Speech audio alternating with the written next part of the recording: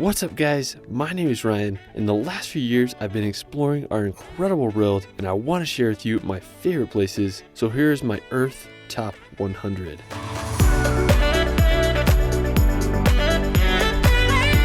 It's easy to forget how incredible our planet is. From the wonders of South America to the endless history of Europe, there's something worth discovering in every corner of our world. This video is a long one, so I made timestamps so you can jump around to your favorite locations. Let's start this video off in Cape Town, South Africa. If you love ocean and mountainous landscapes, you're in luck because Cape Town has both. One of my favorite features of Cape Town is Lion's Head. It's this wizard hat shaped peak that you can hike to the top of. Another wild spot is Table Mountain. You can take a cable car to the top and it offers some of the most incredible views of Cape Town from up there. Now, one of the best beaches in Cape Town is Camps Bay. The water may be chilly, but it offers some spectacular scenery all around. While we're still in South Africa, we're going to visit Drakensberg. It's these set of mountains on the South African Lesotho border, and it's home to some of the most incredible scenery. One of the craziest places is Gioc Falls. With a height around 1,000 meters, it's the second tallest waterfall in the world. The area that it's located in is called the amphitheater.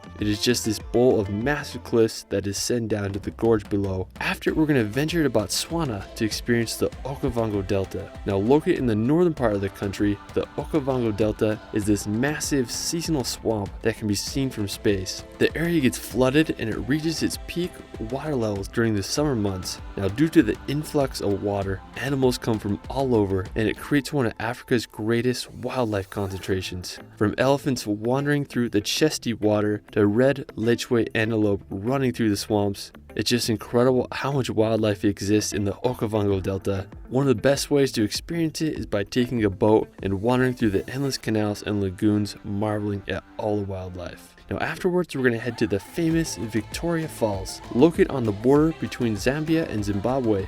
Victoria is one of the longest waterfalls in the world with a length of 1,708 meters. The Zambezi River is what powers the waterfall, and one thing that I think that's unique about it is how it plunges into this narrow gorge. It's something unique I've never seen in any other waterfalls. There's this one place on the falls called Devil's Pool where you can sit in the water right in the edge of the waterfall. It looks like you're gonna fall in, but thankfully the current isn't that strong. After, we're gonna visit the country of Namibia, located on the Atlantic coast above South Africa. Now, when people think of Namibia, the Namib Desert probably comes to mind. It's full of massive orange sand dunes and those orc antelope. Now, one of my favorite places in the Namib Desert is Dead Vliet. It's this clay pan surrounded by massive dunes, and what makes it so unique is that there's these trees that died 600 years ago because water stopped coming into the area and they are frozen in time. After, we're going to visit Tanzania. I think Tanzania is one of the most incredible countries in Africa. From the safari to Mount Kilimanjaro, there's just so much to see. If you like tropical vibes, you can visit Zanzibar. It's this island archipelago located just off the coast of Tanzania.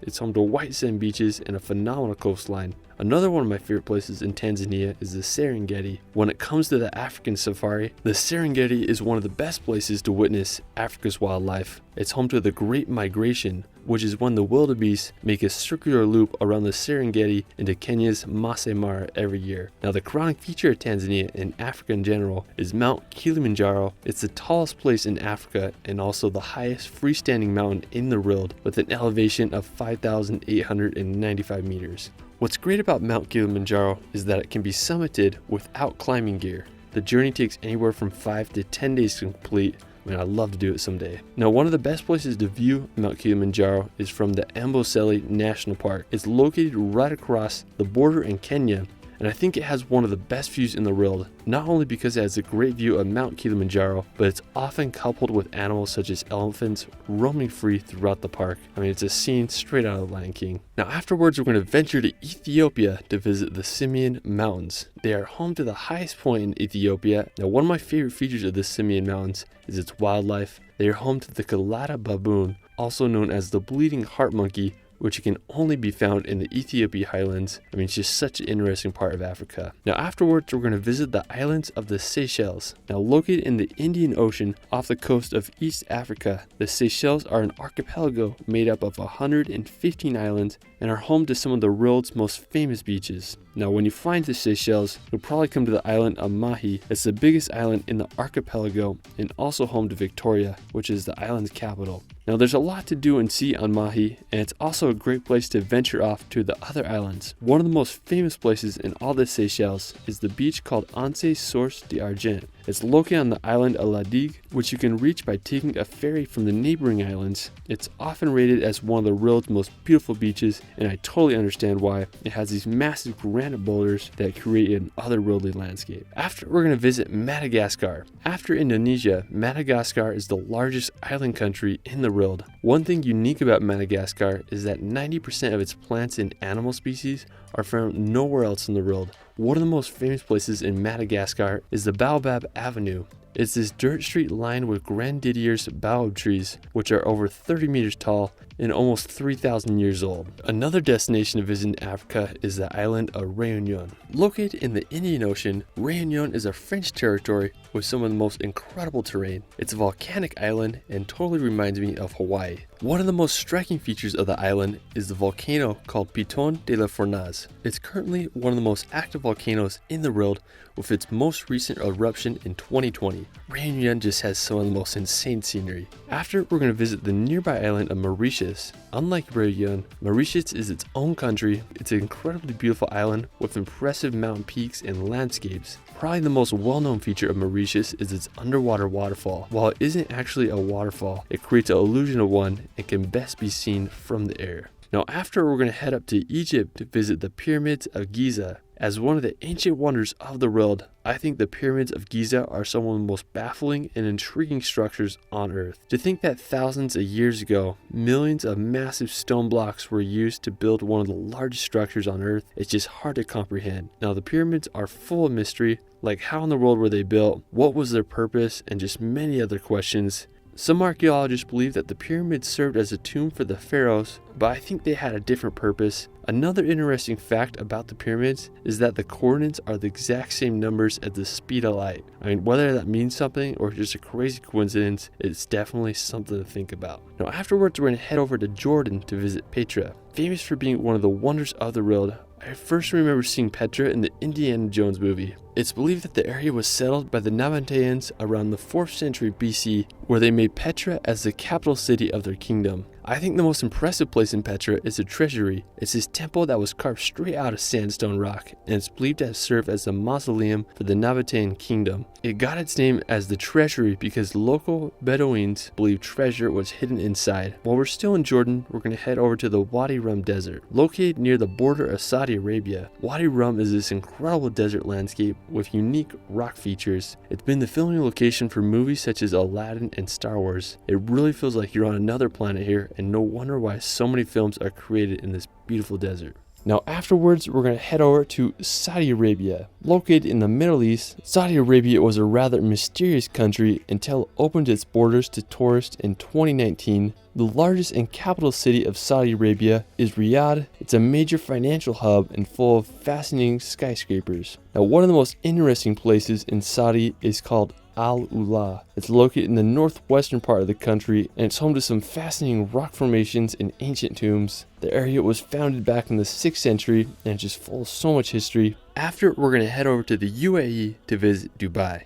Now Dubai is one of the wildest places I've ever been. It's basically what happens when a city has a blank slate and limitless budget to make some of the craziest buildings and structures in the world. It's home to the Burj Khalifa, which is the world's tallest building at 830 meters high. When I was there, I went to the top 124th floor, and afterwards I went down to watch the spectacular Dubai fountain show. It was such a cool experience, and I just had a great time walking around and enjoying the light show on the Burj Khalifa. One cool thing I did while I was in Dubai was I went on a desert safari. We went out to the middle of the desert and got in some cars and rode on the dunes. It was a little sketch, but I had a good time watching the sunset and experiencing the crazy deserts of the UAE. After, we're going to head over to the Himalayas to visit Nepal. Now nicknamed the roof of the world, Nepal is home to 8 mountains that are over 8,000 meters high, including the world's tallest peak, Mount Everest. If you do visit Nepal, you'll probably fly into the capital city of Kathmandu. It's a bustling place surrounded by the Himalayan mountains, famous for its temples and monasteries. Now, one thing I want to do someday is hike to Everest Base Camp. You can start by flying into the sketchy Lukla Airport and then take about 2 weeks to make the round trip journey. Base Camp is up at an elevation of 17,600 feet. I mean, Nepal is such an incredible country, and I hope you all can visit. After, we're going to visit the country of Pakistan. I think Pakistan is one of the most underrated countries in Asia. It has a vast array of landscapes, but my favorite feature of Pakistan is its mountains. They are absolutely unbelievable, and after Nepal, they are home to the tallest mountains in the world. One of the most intriguing places in Pakistan for me is Fairy Meadows. It's this beautiful base camp that you need to take this sketchy road to get to. It's shadowed over by Nanga Parbat, which is the 9th tallest mountain in the world at 8,125 meters, and the overall scenery here is just mind-blowing with the glacier and everything. I mean, Pakistan's mountains truly are on another level. After, we're going to visit the country of Sri Lanka. Located right below India, Sri Lanka is an island country full of lush landscapes and intriguing destinations. One of the most recognizable places on Sri Lanka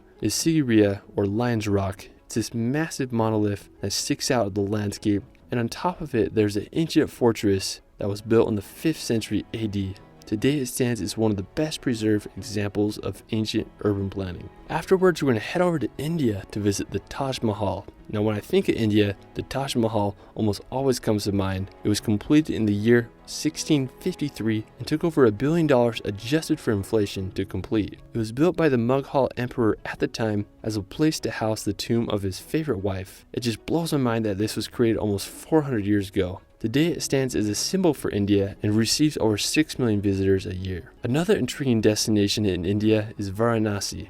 Located on the Ganges River, Varanasi is one of the most religious and sacred sites in India, as it serves as a central place for many traditions in the Hindu religion. It's one of the oldest continually inhabited cities, dating back almost 4,000 years. I mean, the history and culture here is just on another level. Truly is an incredible place to experience. After, we're going to visit Ladakh. Located on the borders of Pakistan and Tibet, Ladakh is one of the highest regions in India, as it's nestled in some of the biggest mountains in the world. Now, there's a lot of beautiful monasteries and sites to see, and the landscapes up there are just so interesting. It's also one of the best places to see snow leopards. Now, another scenic place in Ladakh is the Pangong Lake. 1/3 of it is India and the other part is in China. It's the highest saltwater lake in the world with an elevation of 4,350 meters. The color of the lake is this dark blue color that's such a contrast between the red, arid mountains. After, we're going to visit the country of the Maldives. Now, when people imagine paradise, the Maldives might come to mind. Located in the Indian Ocean, the Maldives is a country made up of 1,192 islands. It's famous for its white sand beaches, resorts, and crystal clear waters. I mean, if you're looking for an ideal honeymoon destination or just a relaxing vacation, the Maldives is your place. After, we're going to visit the country of Bangladesh. Almost completely surrounded by India, Bangladesh is a lush and vibrant country full of natural beauty and culture. The capital city of the country is Dhaka. Its old town is one of the most chaotic and wild places I've seen. If you want to see some of Bangladesh's nature, the Chittagong Hill Tracts offers some incredible landscapes with its lush rolling hills, and it's also where the highest place in the country is located. If you want to see the coast, Cox's Bazar is home to the world's longest natural beach for a length of 155 kilometers. Bangladesh really is an incredible country that deserves to be experienced. Now, afterwards, we're going to visit the ancient city of Bagan. Now, located in the country of Myanmar, Bagan is this ancient city and is home to over 2,000 Buddhist temples, pagodas, and monasteries. During the 9th to 13th centuries, the Bagan kingdom resided here, which later became Myanmar. Today, Bagan is one of the most visited places in the country. Afterwards, we're going to head to Angkor Wat. Located in Cambodia, Angkor Wat is a temple complex, and it's the largest religious monument in the world. It's easily one of the most remarkable ancient structures on Earth, and it's just hard to fathom this place. Angkor Wat was built in the 12th century by the Khmer Empire, and it took 28 years to construct and was first used as a Hindu temple dedicated to the god Vishnu. But towards the end of this century, Angkor Wat was used to worship Buddhism. Today, it's one of the most renowned and visited religious sites in the world, and I totally understand why. Now, afterwards, we're going to visit Vietnam to visit the Ban Gioc waterfalls. Now, located in the northern part of Vietnam, straddling the Chinese border, Ban Gioc is the biggest waterfall in Southeast Asia. I mean, the scenery here is just absolutely insane, with the iconic Karst Mountains in the background. You can take a boat ride to get up close to the waterfall. I mean, this place is just freaking magical. Another amazing spot in Vietnam is Ha Long Bay. Located in the Gulf of Tonkin, Ha Long Bay is this incredible area made up of emerald waters and thousands of limestone islands covered in lush vegetation. Now, probably the best way to experience Ha Long Bay is by taking a cruise. It can just be a few hours, but I recommend at least doing an overnight cruise so you can witness the Ha Long Bay during sunrise and sunset. Afterwards, we're going to head to Thailand to visit the Phi Phi Islands. I first saw these islands while watching Leonardo DiCaprio's film The Beach. Now, to reach the Phi Phi Islands, you can take hour-long ferries from the nearby cities. The main islands have lots of amenities such as hotels and restaurants, and it's a great place to venture off to the other islands. I think my favorite one is Koh Phi Phi Li. It's this insane island you can boat around and snorkel. Another amazing place in Thailand is Phang Nga Bay. It's this mangrove area located near Krabi, and it has this almost perfect winding river that cuts through the mangroves with jagged mountains on both sides. Another amazing nearby place is Railay Beach. It's located just outside of Krabi, and you can arrive by boat. There's just these massive rocks that overlook the beach, and it's a perfect place to watch the sunset. Afterwards, we're going to head to the mainland of Thailand to visit Khao Sok National Park. This place is just really interesting. It's this massive lake, and even though it was created as a result of a dam, the landscapes here are otherworldly. There's limestone mountains and rainforest vegetation home to animals such as the Asian elephant and tigers. If you can, I recommend staying here more than one day. You can spend the night on one of the lake's floating houses and just go hiking or boating throughout the park. After, we're going to head to the Philippines to visit Palawan. Now, when I think of the Philippines, the landscapes of Palawan come to mind. Jagged limestone islands, crystal clear waters, and phenomenal landscapes everywhere you look. I think one of the best places in Palawan is El Nido. There's just so many little islands and places to venture off to. I mean, it truly is paradise here. Another nearby place is Coron. It has very similar landscapes to El Nido, but I'd say it's better for island tours and snorkeling. I mean, both are phenomenal travel destinations. After, we're going to head over to Indonesia to visit Bali. Bali has been one of the most popular travel destinations the last few years. With its relatively cheap prices and incredible tropical landscapes, it's easy to see why. One of the most popular places to visit in Bali is Nusa Penida. It's an island right off the coast of Bali. It's famous for having white cliffs coupled with perfect beaches. Now, the rest of Bali is just full of rice terraces, prime surf spots, and jungle waterfalls. After Bali, we're going to head over to Mount Bromo, located on the neighboring island of Java. I think Mount Bromo is one of the most impressive volcanoes in the world. The volcano itself isn't anything crazy, but the views of the massive crater and the other volcanoes in the background is just unbelievable. Although Mount Bromo is a very active volcano, you can hike up to the top and walk around its rim. Another one of my favorite destinations in Indonesia is the Komodo National Park. It's an archipelago made up of 3 islands, and it's home to the Komodo dragon. My favorite island in the park is Padar. It's this little island with no development on it, and there's also no Komodo dragons. You can only reach Padar by boat. I mean, I'd love to sail around these islands one day. Now, afterwards, we're going to visit Raja Ampat. Often called the last paradise on Earth, Raja Ampat is an archipelago made up of 1,500 islands. It's known for having some of the most pristine marine life, and it's one of the best places in the world to go diving. One of the most impressive places on Raja Ampat is the Wayag Islands. There's just dozens of these little islets and coves to explore, and I can understand why it's called paradise on Earth. After, we're going to head over to Australia to visit Whitehaven Beach. Regularly voted as one of the best beaches in the world, Whitehaven Beach is located on the Whitsunday Island, and it can be reached by taking a boat or seaplane. The sand is made up of silica, giving it this white color, and when combined with the blue ocean water, it creates this swirly turquoise mix that winds back into the island's inlet, and it's just incredible to look at. Now, probably one of the most famous places on Australia is the Great Barrier Reef. It's located in the northeastern coast of Australia, and it's the biggest reef system in the world, stretching over 2,300 kilometers. It can be seen from space and is the world's largest structure made by living organisms. No wonder why it's one of the 7 natural wonders of the world. It's home to over 10% of all the ocean's fish species, and there's also plenty of whales and sharks there.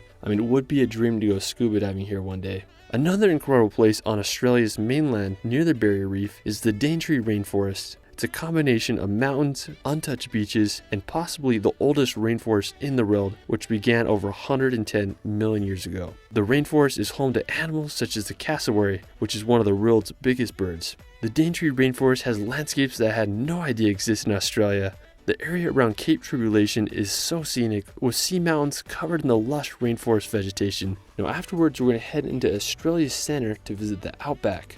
When you look at Australia from space, you'll notice that basically all the cities are on the coast, but the interior of the country is this orange desolate landscape with hardly anyone living there, and that's the outback. The most iconic landmark of the outback is the Uluru or Ayers Rock. It's this massive monolith made up of sandstone. It's a sacred site for the indigenous Australians, believed to be a resting site for ancient spirits. There's definitely an energy there, and it's just bizarre how it sits alone in the desolate outback. After, we're going to visit the nearby country of New Zealand. Now, after seeing movies like Lord of the Rings, I think it's safe to say we all want to visit New Zealand one day. Now, New Zealand is made up of 700 islands, but the two major ones are the North and South. If you're down for more adventure and crazy landscapes, I'd say the South Island is where it's at. It's home to the Southern Alps where Mount Cook is located. It's the tallest mountain in New Zealand and stands over 12,218 feet high. Another incredible spot is the Milford Sound. Described as the eighth wonder of the world, the Milford Sound is a fjord that was carved out by glaciers during the Ice Age. It's one of the wettest places in the world, and the whole area is just full of a rainforest and magical waterfalls. If you're more into beaches, the North Island offers so many. One of my favorites is Cathedral Cove. It's located on the Coromandel Peninsula and it requires a decent walk to reach the beach, but you'll be rewarded with one of New Zealand's most beautiful beaches. Afterwards, we're going to visit the beautiful islands of French Polynesia. Located in the South Pacific, French Polynesia is made up of over 100 islands. One of the most stunning islands is Bora Bora. I mean, look at this place. It doesn't even look real. Just how the islets and coral reef protect the island and crystal clear lagoon just blows my mind. It couldn't be more perfect. If you got some money to blow, you can stay at one of the ocean bungalows that are built right above the water. The center of the island is a dormant volcano called Mount Otemanu, and it stands an impressive 727 meters tall. Another one of my favorite islands in French Polynesia is Moorea. This place is just insanely beautiful. Similar to Bora Bora, the whole island of Moorea is surrounded by a protective coral reef, and the mountains here are just stunning. Another cool thing about Moorea and French Polynesia in general is it's one of the best places to see the humpback whales who come here during the late summer and early fall months. While we're still in the South Pacific, we're going to visit Rarotonga. As the largest of the Cook Islands, Rarotonga is home to 13,000 people. Now, similar to French Polynesia, Rarotonga has some impressive mountains and a coral reef that protects this little island. There's also this really cool rock formation called the Needle that is a fun hike to go on. Afterwards, we're going to visit the Isle of Pines. Located just off of New Caledonia, the Isle of Pines is this really peculiar island. I mean, when I imagine a tropical paradise, I certainly don't think of pine trees, but the Isle of Pines sure is an exception. To reach the island, you can come by plane or ferry. Now, while you're there, you can explore the crystal clear lagoons, accompanied with white sand and endless pine trees.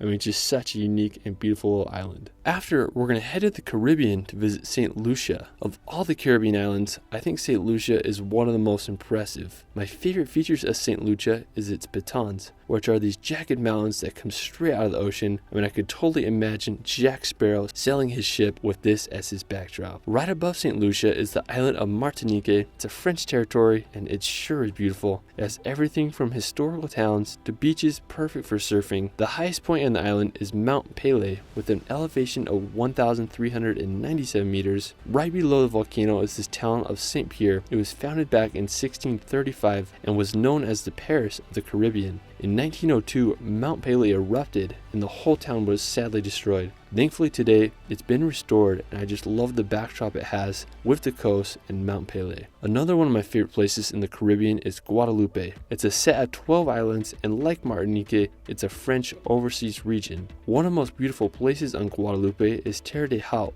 It's this little commune that you can reach by ferry from the neighboring island. Once you reach it, there's this fortification called Fort Napoleon, and it was built in the 18th century, and the views of the bay you get up there are just phenomenal. Now afterwards, we're going to head over to Central America to experience Belize.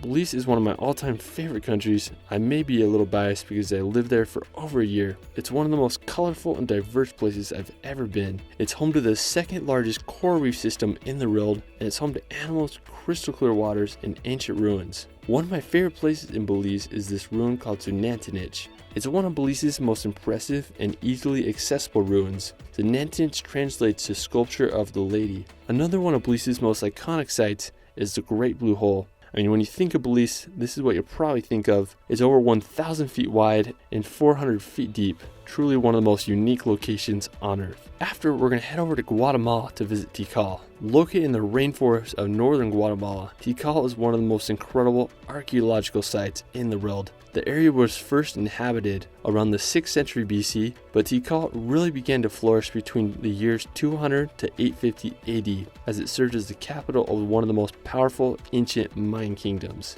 At its peak, there was about 60,000 Mayans in Tikal and the surrounding area. I mean, I would love to go back in time and see what it was like to live back then. Around the end of the 9th century, Tikal's population plummeted, possibly due to overpopulation and lack of food. Today, it's an incredible place to visit. I love walking around and marveling at all the temples. Afterwards, we're going to head over to Mexico to visit the pyramids of Teotihuacan. Located about an hour and a half outside of Mexico City, Teotihuacan is one of the most impressive archaeological sites in all of Mexico. It's believed to have been established around 100 BC and grew to be one of the largest cities in the world at its time, with an estimated population of 125,000 people. My favorite place there is the Pyramid of the Sun. It was constructed around 200 AD and it's one of the largest structures in Mesoamerica. The Pyramid of the Moon is another impressive pyramid there. I just love how it's lined up with the Avenue of the Dead with the Cerro Gordo mountain as its backdrop. After, we're going to head to Venezuela to witness Angel Falls. Known as the tallest waterfall in the world with a height of 979 meters.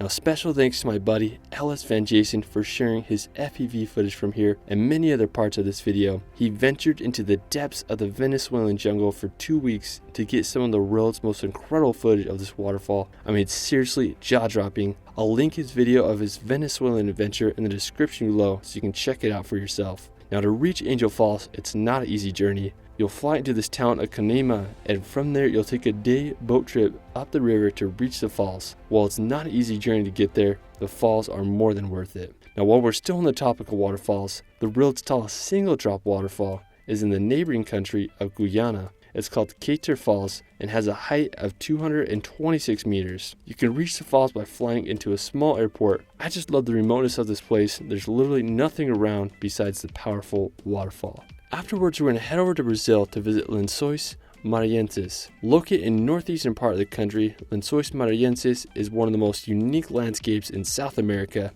It's these almost endless array of sand dunes that fill up with these Caribbean blue lagoons during the rainy season. You may recognize this landscape from the Planet Vormir in the Avengers movie. Afterwards, we're going to visit Rio de Janeiro. I was lucky enough to visit Rio de Janeiro a few years ago, and I have to say it's one of the most wild and vibrant cities I've ever visited. It's home to beautiful beaches and gigantic granite mountains. One of the most famous places in Rio de Janeiro is the Christ the Redeemer. It's this massive statue that's over 38 meters tall and sits on top of this stone pinnacle overlooking all of Rio de Janeiro. When I was there, it was absolutely packed with people, but I still had a great time walking around and marveling at this iconic location. Another one of my favorite places in Rio was Ipanema Beach. I mean, before visiting Brazil, this is what I imagined Rio to be like, and Ipanema Beach didn't let me down. I mean, Rio de Janeiro is just a vibe all around. After, we're going to visit Iguazu Falls. I think after Angel Falls, Iguazu is one of the most recognizable waterfalls in all of South America. It's located right on the Brazilian and Argentina border, and it's the most powerful waterfall system in the world. At its peak, Iguazu can have up to 300 waterfalls. The most recognizable feature of Iguazu Falls is the Devil's Throat. It's this horseshoe-shaped chasm where a majority of the water goes. After, we're going to venture down to Patagonia. Located in both bottom halves of Chile and Argentina, Patagonia is easily one of the most beautiful regions in the world. It has fjords like Norway, sounds like New Zealand, and the mountains are comparable to the Alps. Now, one of the most famous places in Patagonia is Torres del Paine. It's located on the Chilean side. Torres del Paine is a national park home to animals such as guanacos and pumas, and it's named after its iconic 3 granite towers. Another one of the most well-known places in Patagonia is Fitzroy. It's this mountain range located on the Argentinian side. I think it's possibly one of the most beautiful mountains in the world. There's several glacial lakes and viewpoints to marvel this mountain range from. I mean, the area is just spectacular. After, we're going to head over to Easter Island, also known as Rapa Nui. Easter Island is located over 3,000 kilometers off the coast of Chile, making it one of the most remote islands in the world. It's believed that the island was settled around the year 1200 by Polynesians who sailed from French Polynesia. What makes the island so mysterious and famous is its moai statues. There are over 900 moai on the island, and the tallest reach over 10 meters tall. It's a mystery how these statues were transported, but it's believed that logs were used to move the moai across the island. Pretty fascinating stuff. After, we're going to Peru to visit Machu Picchu. Nestled in the Andes Mountains, Machu Picchu stands as one of the most incredible archaeological sites in the world. It was built around 1450 by the Incans and is believed to have been constructed as an estate for the Incan emperor at the time. Machu Picchu was abandoned in the year 1572, probably due to the nearby Spanish conquest, and many of the people may have gotten smallpox. The citadel was overgrown by the forest and remained hidden until 1911, when it was found by the American explorer Hiram Bingham. Today, Machu Picchu is one of the world's most well-known archaeological sites. To reach Machu Picchu, you can hike there, or you can also take a train. Afterwards, we're going to head over to Bolivia to experience the Uyuni Salt Flats. Located in the Bolivian Andes Mountains lies the largest salt flat in the world. One of the most peculiar places on the salt flats is this little island called Inca Huasi. It's located in the middle of the salt flats with nothing around, and it's home to giant cacti, and the landscape just feels otherworldly. Another interesting fact about these salt flats is that when it rains, it creates the world's biggest mirror. If you can't make it to South America, there's another salt flats called Bonneville in the state of Utah in the USA. I've been there several times, and I can say both are amazing and worth the journey.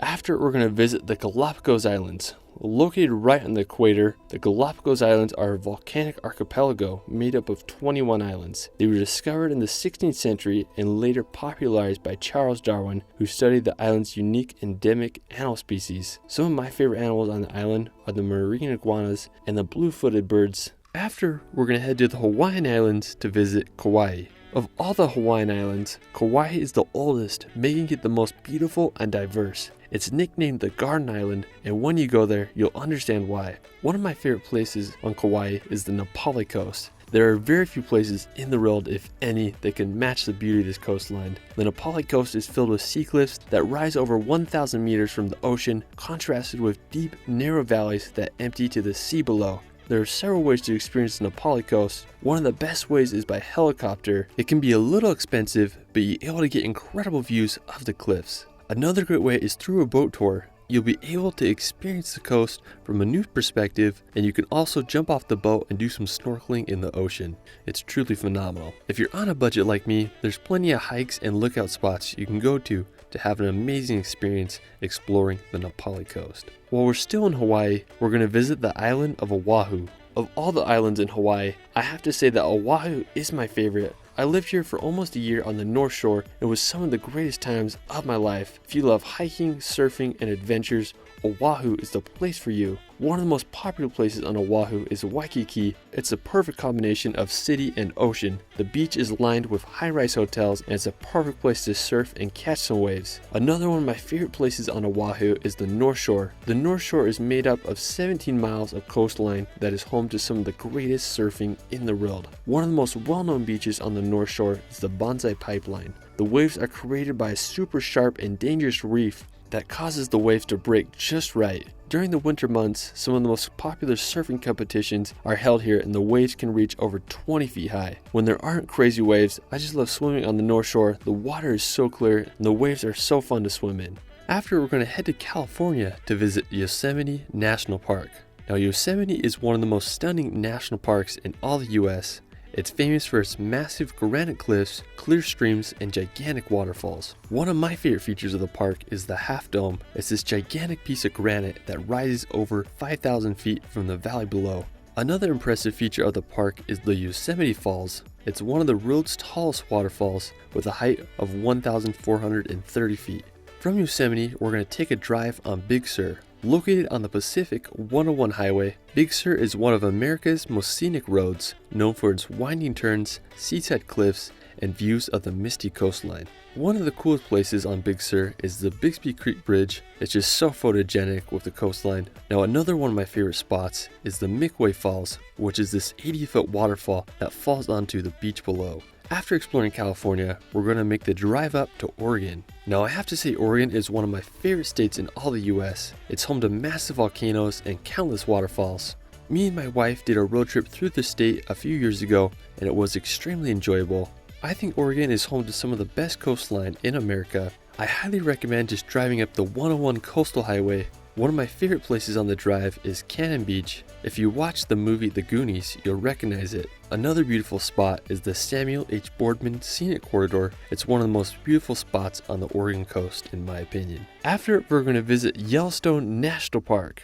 Located in Wyoming, Yellowstone is one of the USA's most visited national parks. Now, one of the most famous places in Yellowstone is the Grand Prismatic Spring. It's the third largest hot spring in the world with a depth of 160 feet, and from above it displays a remarkable rainbow color. You can walk on the platforms around the spring, but you'll get the best view by taking the short hike up to the Grand Prismatic Spring overlook. Another iconic spot in the park is Old Faithful. It's one of the world's most famous geysers because of its reliability. It erupts around every 90 minutes and the boiling water can reach 185 feet high. Afterwards, we're going to visit the American Southwest. Composed of states such as Utah and Arizona, I think the Southwest is one of the most beautiful places in the USA. It has some of the world's most unique rock formations and some of America's best national parks. One of my favorite places in the Southwest is Moab. Located in Utah, Moab is a hub for adventure and exploration. What's great about Moab is there's so many activities you can do in and around it.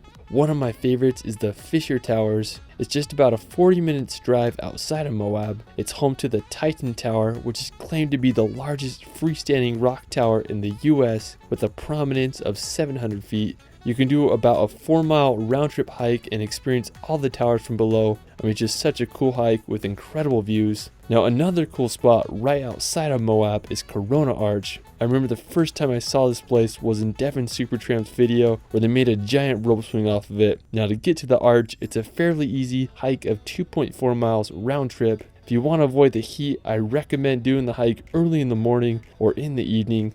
I mean, it's just such a beautiful arch. When you stand under it, you realize how huge it is. One of the most famous places in the American Southwest is the Grand Canyon. Known as one of the 7 natural wonders of the world, it's a 1-mile deep, 277-mile long gorge that has been carved and sculpted by the Colorado River. The Grand Canyon is home to endless activities and forms of exploration. Nearly 5.5 million people come to visit this canyon every year, and it's easy to see why. After, we're going to head up to Alaska. Now, when you think of untamed wilderness, Alaska is it. It's a land full of some of the world's biggest mountains and glaciers. I mean, when I look at the landscapes here, they're just so vast and untouched. One of the most wild places in Alaska is the Aleutian Islands. I think this may be one of the most incredible destinations in all the US. Located in the Bering Sea, the Aleutian Islands are made up of 300 islands. The largest settlement on the islands is Unalaska, with about 4,000 residents. There's an airport there and a decent amount of infrastructure considering the remoteness of the island. The landscapes here remind me of Iceland with its volcanic terrain and just harsh seas.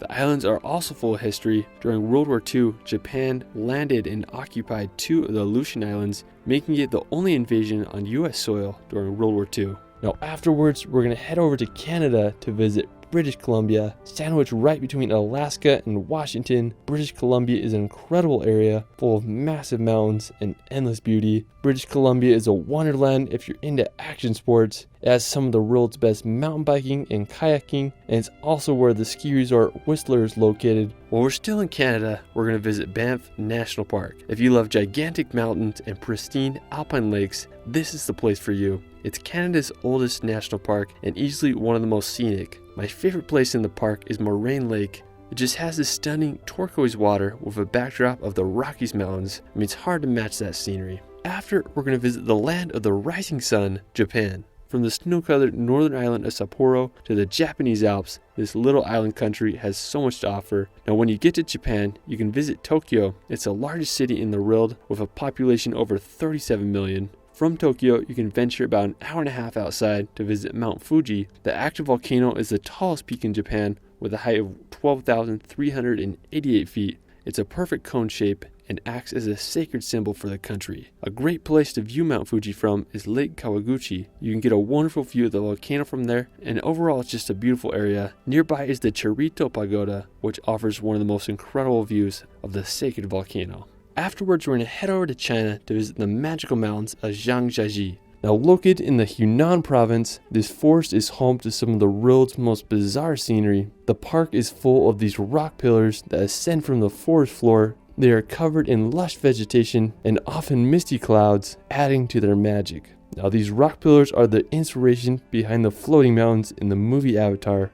Afterwards, we're going to visit the province of Guangxi. Now, located in southern China on the Vietnam border, this place is absolutely incredible. When I imagine China, this is the type of landscapes I imagine. Lush valleys, vast cave systems, and mountains that look like they're straight out of a Dr. Seuss book. Now, one of my favorite places in the province is Yangshuo, located near the city of Guilin. The area is full of the iconic karst mountains. Throughout the province, there are just thousands of these uniquely shaped mountains. They are made from eroded limestone, and I think they're so fascinating. Anyways, I just want to take a boat down the Li River and explore all that Yangshuo has to offer. Now, afterwards, we're going to visit the Great Wall of China. This may be the most notable feature of China, and with reason. When I think of the Great Wall of China, I imagine one giant wall that stretches across the country, but it's actually a series of walls that were built by different dynasties as far back as the 7th century BC. The walls that are most famous and recognizable today are the walls that were built by the Ming dynasty during the 14th century, which are located about 2 hours outside of Beijing.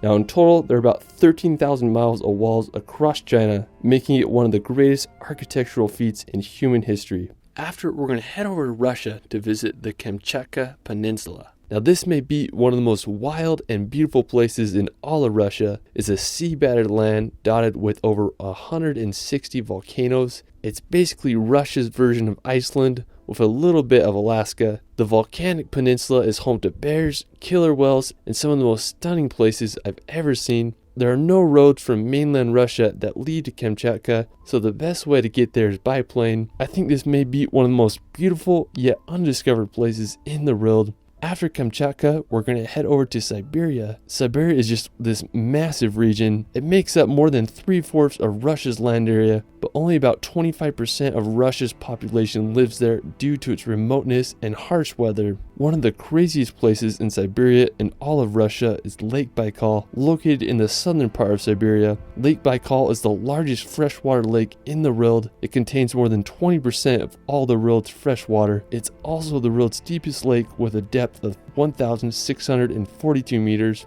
It's home to one of the only freshwater sills. During the winter months, the ice can freeze to be 2 meters thick. One of the easiest ways to get across is with a hoverboat, or you can have a winter workout and ice skate on the world's largest ice rink. After Lake Baikal, we're going to visit the Altai Mountains. This mountain range is nicknamed the Switzerland of Siberia, and I totally understand why. I'm just blown away by the scenery here. Altai Mountains are a mountain range that is located not only in Russia, but also extends to Mongolia, China, and Kazakhstan. Altai translates to Golden Mountain, and I have to say that the Altai scenery lives up to its name with its unique colors and golden vegetation. Afterwards, we're going to Turkey to visit Istanbul. Istanbul is just one of the most fascinating places. It's a transcontinental city, which means that Istanbul is part of Europe and Asia. The Bosphorus Strait, which is considered to be the boundary between Europe and Asia, runs right through the city. The history of Istanbul is endless. It was settled as far back as the 7th century BC, and it became the capital of the Roman Empire in 330 AD. Now, one of the most important features of Istanbul is the Hagia Sophia. It was built all the way back in 537 AD as a Christian church,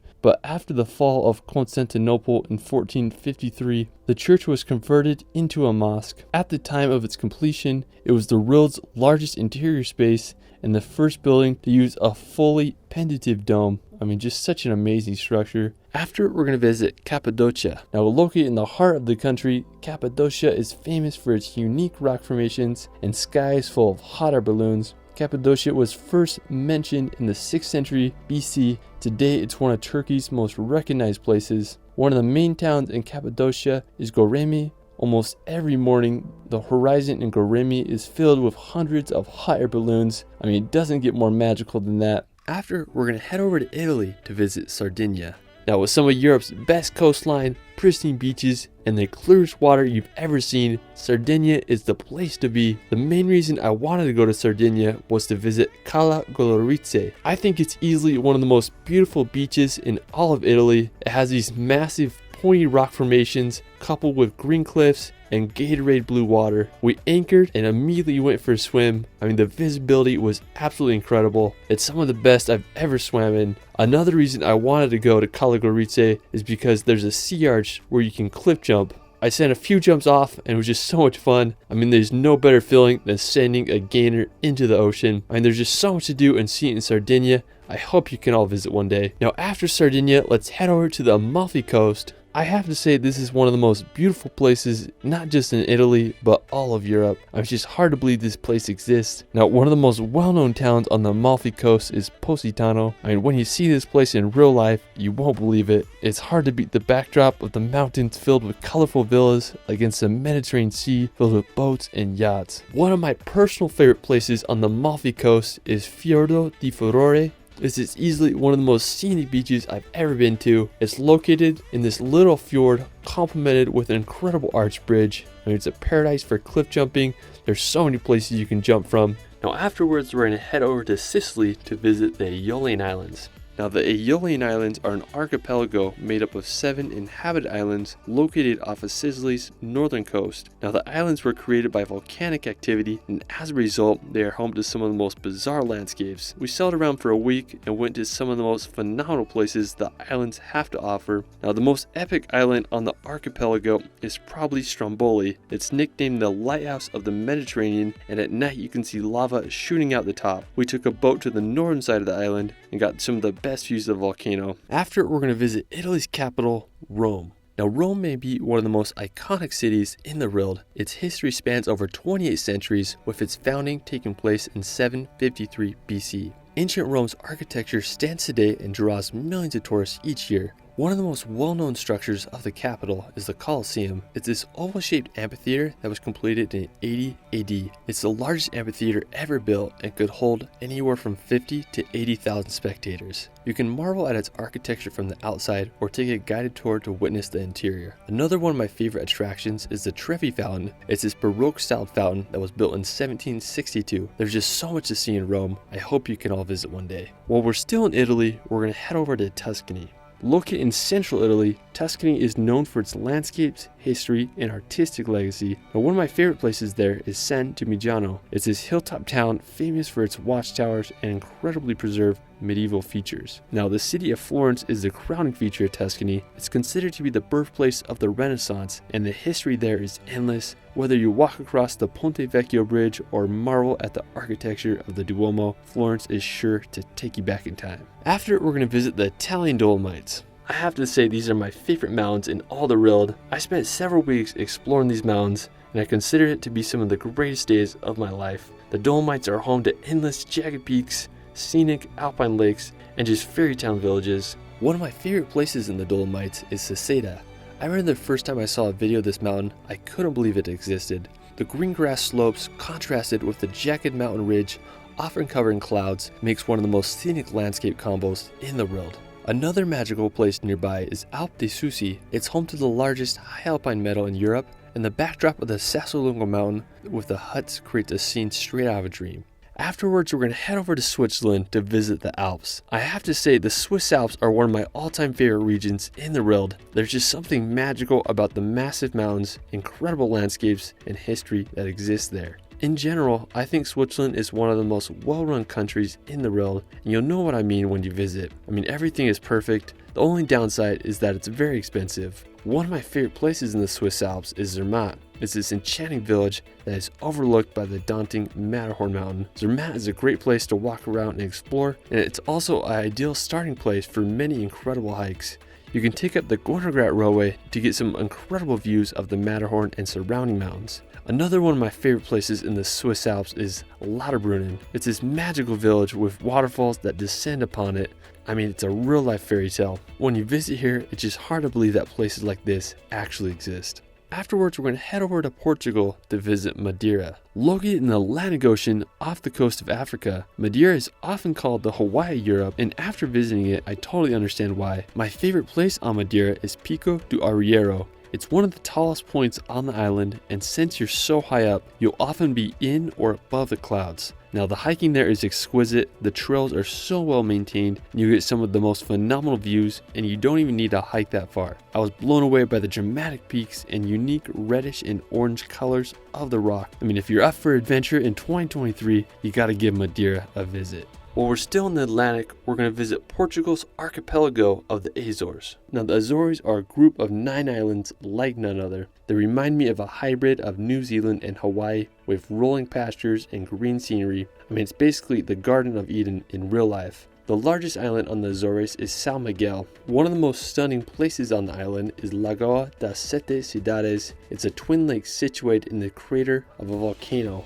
One lake is green while the other is blue. Now another one of my favorite islands on the Azores is Pico. It's home to the highest point in all of Portugal called Mount Pico. It's a stratovolcano that reaches 2,351 meters high and it last erupted in 1720. I just can't believe how huge it is. I mean, it's just hard to beat the scenery of this volcanic archipelago. After, we're going to head over to Spain to visit possibly my favorite island in the world, Mallorca. When you think of a Mediterranean paradise, this is it. Mallorca is home to crystal clear water, windy roads, and some of the world's best cliff jumping spots. When I started solo traveling, this is one of the first places I went, so will forever have a special place in my heart. One of my favorite places in Mallorca is Cala Farquez. You're just going to be blown away by the beauty of this place. It literally has everything from sandy beaches to prime cliff jumping spots. When I was there, I did one of my biggest cliff jumps ever and jumped off a massive 60-foot arch. It was terrifying, but it's became one of my all-time favorite travel memories.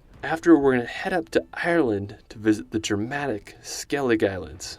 Located off the coast of Southern Ireland, the Skelligs are a set of 2 islands that are easily one of the most epic locations. The only way to reach the islands is by boat. We left from the town of Portmagee, and it took us about an hour to reach the Great Skellig.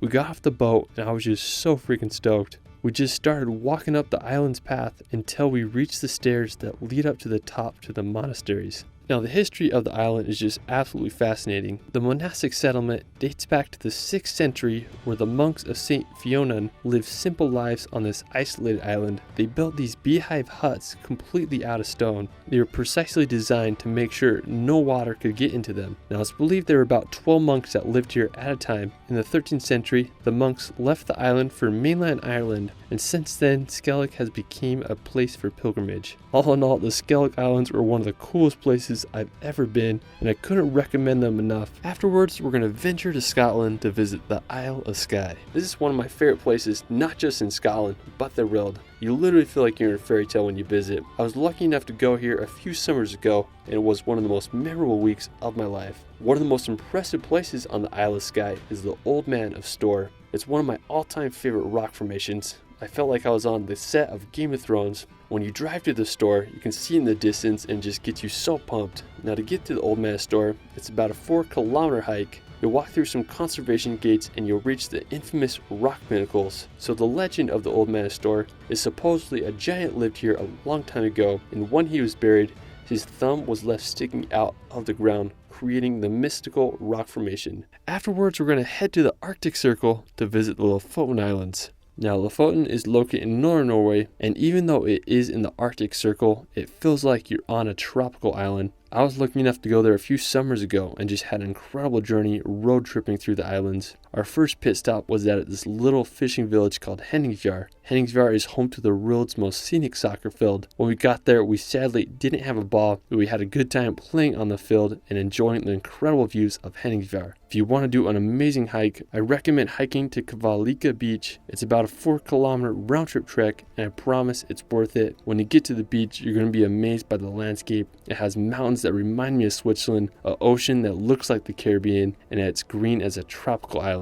I mean, I just can't believe places like this exist, especially in the Arctic Circle. Afterwards, we're going to head down to Western Norway. I was here recently and I was just blown away by the beauty of this country. I really like Western Norway in particular because it's home to a majority of Norway's fjords and the landscapes there are just on another level. One of Norway's most well-known fjords is Geiranger Fjord. You can get there by driving about 5 or 6 hours from Oslo. Now the fjord is massive and one of its most well-known features is the Seven Sisters waterfall that cascades 410 meters to the water below. Now one of my favorite features in the fjord is Skagaflap. It's this historic mountain farm perched on a cliff. Now to get there you need to take a ferry and then you hike up. Now the views up there are just breathtaking and the grass roof cabins look like something out of a fairy tale. Another one of my favorite places in Western Norway is Luvatnet. It's located just a few hours away from Geiranger. It's this glacier lake with a distinct turquoise water. I mean such a stunning color and the scenery around the lake is unbelievable. After we're going to head over to Finland to visit Lapland. Now located in Finland's northernmost region, Lapland is the definition of a frozen wonderland. If you can handle the cold, Lapland may be one of the best places to witness the northern lights. The aurora borealis are abundant throughout the cold winter months. It can get up to negative 50 degrees Celsius in the winters, so make sure you bundle up. One thing I just love about Lapland is the snow-covered trees. They look like something straight out of a Dr. Seuss book. Afterwards, we're going to visit the Faroe Islands. Located right between Norway and Iceland in the Atlantic Ocean. Now I have to say that the Faroes are home to some of the world's most dramatic landscapes, from the sheer sea cliffs to waterfalls straight into the ocean. The Faroes have so much to offer. One of the most scenic places in the Faroe Islands is the Mulefusur waterfall that's located on Vagar Island, and the water falls over 100 feet down to the ocean below. One of my personal favorite places is the island of Kalsoy. It has an incredible lighthouse that overlooks some of the biggest sea cliffs I've ever seen. While we're still in the Nordics, we're going to head across the Atlantic to visit Greenland. Now Greenland is just absolutely huge. It's the biggest island in the world, but due to its harsh living conditions, only 56,000 people live there, making it the least densely populated place on the planet. Now the capital city is Nuuk, and about a third of all the people in Greenland live there. I just think Greenland has some of the most untamed and wild places. There's just endless fjords and wonders to explore. Such a fascinating place. After, we're going to head over to Iceland to experience the land of fire and ice. I have to say that Iceland is home to some of the most unique landscapes in the world. I mean, Greenland and Iceland should really switch names because there's no shortage of green here. One of my personal favorite places in Iceland is Reynisfjara Beach.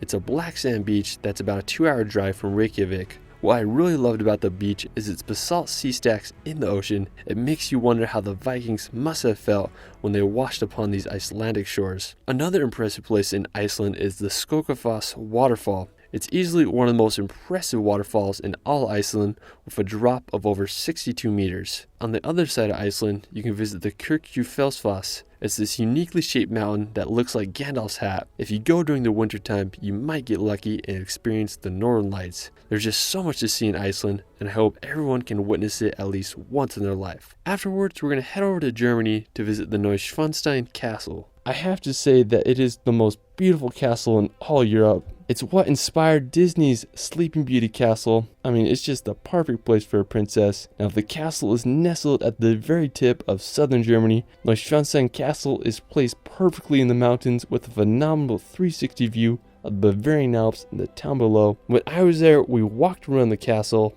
When you're up close, you realize how huge it really is. Anyways, I found a great vantage point in the trees with a perfect view of the castle. I mean, I just can't get over the beauty of this place. I mean, it's truly something out of a Disney fairy tale. Afterwards, we're going to head to France to visit Mont Saint-Michel. I have to say this is easily one of my favorite places I've visited in Europe. It's truly magical. Now, you can't drive directly to the tidal island. Instead, you can park in the parking lots outside and either take a shuttle or walk about 4 kilometers. Now, I definitely recommend walking if you can. As you approach the island, it's quite the experience. I mean, it just made me think of how the people must have felt throughout the ages as they came here. Now, when you reach the island and walk through the gates, you feel like you're walking into a Harry Potter movie. Now, on our way back, we met up with some sheep in the fields. I mean, definitely was the perfect way to end our time at Mont Saint-Michel. Another one of my favorite places in France is the French Riviera. Also known as the Côte d'Azur, the French Riviera is one of the most highly sought after destinations in Europe. It's located in southern France on the Mediterranean Sea. One of my favorite places on the Riviera is Aix. It's this medieval hilltop village that was founded around the 14th century. When you walk through the village, you'll feel like you're going back in time. Now, if you're into more nature, I recommend you check out the Calanques near Cassis. They offer some of France's best scenery with incredible sea coves surrounded by daunting cliffs. The one I really wanted to go to is called Calanques de Envue. When I reached the beach, I was just amazed by the steep white cliffs coupled with the greens of the pines and blues of the water. We went for a swim and the water clarity was amazing. I wanted to find a clifton spot, and after swimming down the cove, I found this little rock about 7 meters high and sent a few jumps off it. After, we're going to visit France's capital, Paris. Since the 17th century, Paris has been Europe's major center of finance, fashion, and the arts. Paris is Europe's most visited city, and with all of its attractions and fascinating history, I totally understand why. The most recognizable attraction is the Eiffel Tower. It was built in 1889. The Eiffel Tower is 324 meters high, which made it the tallest man-made structure in the world at the time. Another popular attraction is the Louvre Museum. It's the world's largest art museum, and it's home to Da Vinci's Mona Lisa. You can also take a drive around the Arc de Triomphe or walk the grounds of the Palace of Versailles. There's just so much to do in this grand city. After, we're going to head to Greece to visit the medieval monasteries of Meteora. Located in the central part of the country, Meteora is home to 6 monasteries built upon nearly inaccessible rock pillars. During the 14th century, monks were facing attacks from Turkish raiders, so they needed a place where they could worship in safety. They decided to start building these monasteries upon the rocks. These places of worship were perfect for the monks because the only way to reach them was by climbing long ladders that would be drawn up whenever the monks felt threatened. The monasteries became a place of refuge, and over 20 monasteries were built during the 14th century. I was lucky enough to go here a few years ago, and when I got there, I was just amazed by the architecture of these monasteries. They were perched right on the cliff edge, and you would just wonder how people could have built these during medieval times. If you're ever in Greece, make sure you visit this magical place. For our final location, we're going to visit one of my favorite islands in the world, Zakynthos. I've been here twice so far, and I just keep wanting to come back. It's one of the most impressive locations I've ever been. From 1,000-foot white cliffs to the bluest water you've ever seen, Zakynthos has it all. The most famous place in Zakynthos is the Shipwreck Beach. Back in the 1980s, a cargo ship from Turkey was carrying illegal contraband, and the Greece Navy chased them into this cove where it crashed. Over the years, the sand has built up around the ship, and it's created one of the most visually stunning locations in the world. The beach is only accessible by boat, so I got on one and headed to the beach. I was just baffled by the size of the cliff walls. They are over 1,000 feet high. After checking out the beach, I decided to get a view from the cliffs above. I just had a good time exploring the cliff. There's no other sight like it. I waited to see the sunset, and the view was just as impressive. I was amazed how the ocean water turned into this milky blue color, while the setting sun turned the cliffs to an orange hue. It'll be a sunset I'll remember for the rest of my life. Well, that is it for my Earth Top 100. There's still so many places to include, so I'll have to make a part 2. Let me know where your favorite place is in the comments below. I also started a second channel where I make hour-long films to bring some peace and nature in your life. I did a video on the wonders of the world that I think you enjoy. You can find me on Instagram and TikTok at shirley.films. It's Ryan, and we will see you later.